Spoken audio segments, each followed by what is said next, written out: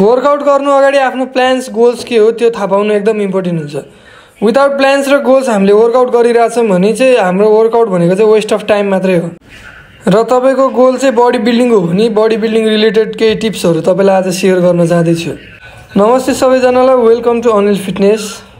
Muscle growth हुनु अगाडि चाहिँ त्यसलाई टियर गर्न इम्पोर्टेन्ट हुन्छ र टियर गर्नलाई त्यसलाई नर्मल वेट भन्दा हामीले हल्का माथि लगेर त्यसलाई केही रेसिस्टेन्ट ट्रेनिङ दिनुपर्ने हुन्छ। ल हामीले एक्स्ट्रा रेसिस्टेन्टको थ्रु त्यसलाई पुस गरेर माइक्रो टियरहरू दिएपछि त्यसले चाहिँ हाम्रो बडीमा मसल ग्रोथ हुनुपर्छ है, स्ट्रङ हुनुपर्छ है भन्ने स्टिमुलस पुर्याउँछ र हाम्रो मसल ग्रोथ हुन्छ।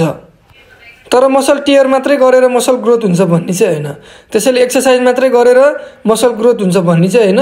एक्सर्साइजलाई सही टेक्निकमा प्रोग्रेसिभ ओभरलोडमा गर्न इम्पोर्टेन्ट छ र एक्सर्साइज गरेर एभ्री डे आफ्नो डेली न्युट्रिसन काउन्ट पनि पुर्याउनलाई एकदम इम्पोर्टेन्ट हुन्छ। जतिसुकै एक्सर्साइज गरे पनि हामीले डाइटमा बिगाऱ्यौँ भने चाहिँ हाम्रो बडीले राम्रो ग्रोथ एडप्ट गर्न सक्दैन। र डाइट राम्रो छ तर पनि वर्कआउट प्लान चाहिँ हाम्रो राम्रो छैन, प्रोग्रेसिभ ओभरलोड छैन भने चाहिँ हाम्रो बडीले राम्रो ग्रोथ गर्न सक्दैन। र यो दुइटै चिज भनेको चाहिँ एउटै सिक्काको दुईटा पाटा जस्तै हो। र हामी सबैजना मान्छेहरूले गर्ने मेन मिस्टेक भनेको चाहिँ हामीले हाम्रो प्रोग्रेसलाई ट्र्याक नै गर्दैनौँ र ट्र्याक नगरेपछि हामीलाई कति पुस गरिरहेछौँ, कतिले लोड बढाउनुपर्छ, हाम्रो बडी कस्तो मुभमेन्टमा गइरहेको छ त्यो नै हामीलाई थाहा हुँदैन।